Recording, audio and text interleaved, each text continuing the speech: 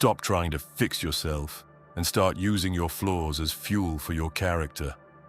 You've been taught to despise your weaknesses, but this ancient Stoic perspective shifts the narrative from shame to absolute power. We are uncovering the specific mental framework required to stop hiding your insecurities and finally use them to build a version of yourself that is truly unbreakable. Most of us treat our weaknesses like enemies: anxiety, procrastination, a quick temper, chronic self-doubt, physical limitations, social awkwardness, whatever it is that keeps whispering that we are not enough. We hide them, we apologize for them, we spend years trying to erase them. And yet the more we fight them, the stronger they seem to grow. The Stoics saw this differently. They did not promise a life free of weakness. They offered something far more useful, a method for turning the very things that wound us into the raw material of strength. Marcus Aurelius wrote in his private notes, "The impediment to action advances action. What stands in the way becomes the way." He was not speaking of external obstacles alone. He was speaking of the internal ones too, the parts of ourselves we least want to face. Seneca observed that difficulties strengthen the mind as labor does the body. Epictetus went further. He taught that we are disturbed not by events, but by our judgments about them. Apply that insight to your own character and a radical possibility appears. Your weakness is not primarily a defect, it is a judgment. Change the judgment, and the weakness begins to change its nature. This is the ancient secret. A weakness becomes strength the moment you stop treating it as a verdict on your worth and start treating it as training. The Stoics called this the discipline of assent, the deliberate decision about what impression you will accept and what you will refuse. When you feel the old shame rise, you do not have to agree with it. You can interrupt the story that says, "I am broken," and replace it with a colder, clearer question. What virtue is this difficulty inviting me to practice?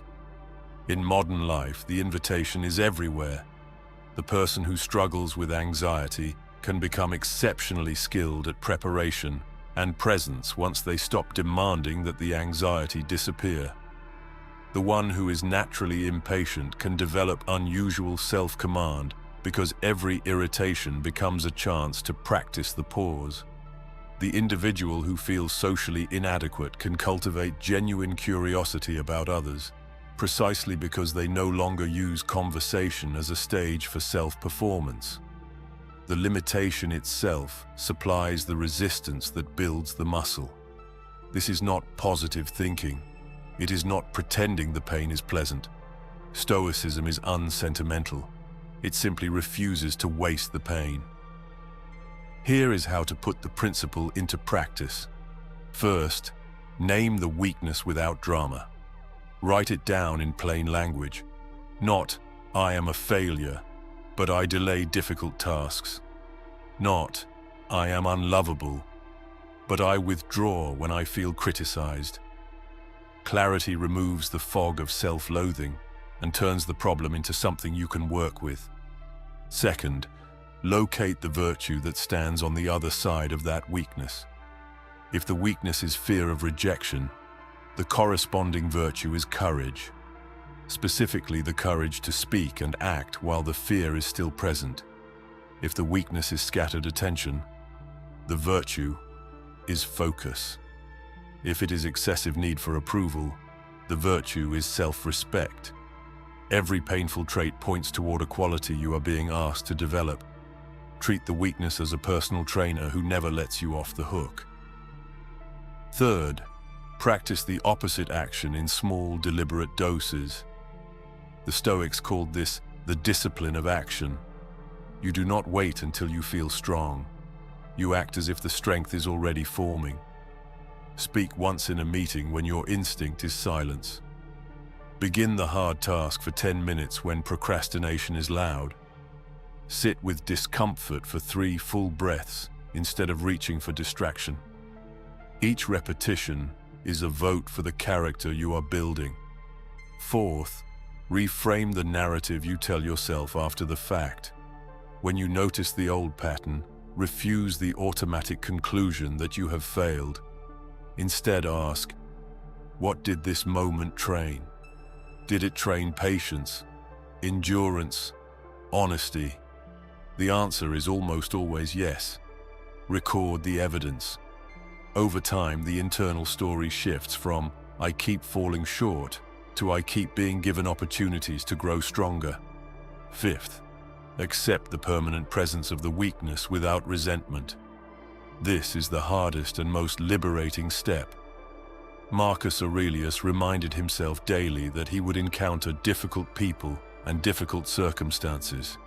He did not expect them to vanish. He prepared his mind to meet them well. Do the same with your own flaws.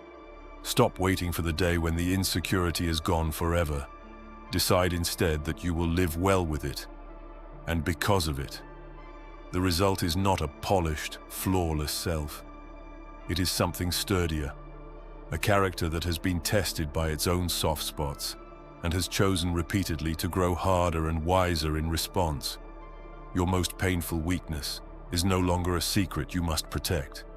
It becomes the place where your strength is forged in plain sight. That is the Stoic transformation.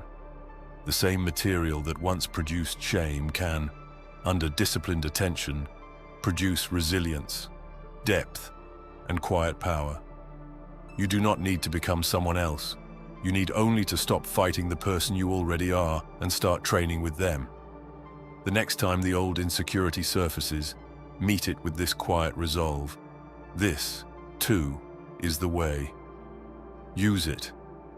Let it shape you into someone who cannot be broken by the very thing that once defined your limits. If this perspective resonated with you, leave a comment and tell me which weakness you are ready to turn into training.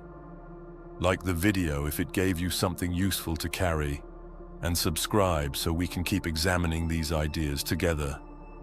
The work of building an unbreakable character is never finished, but it becomes far more interesting once you stop trying to erase the parts of yourself that hurt and start using them as fuel.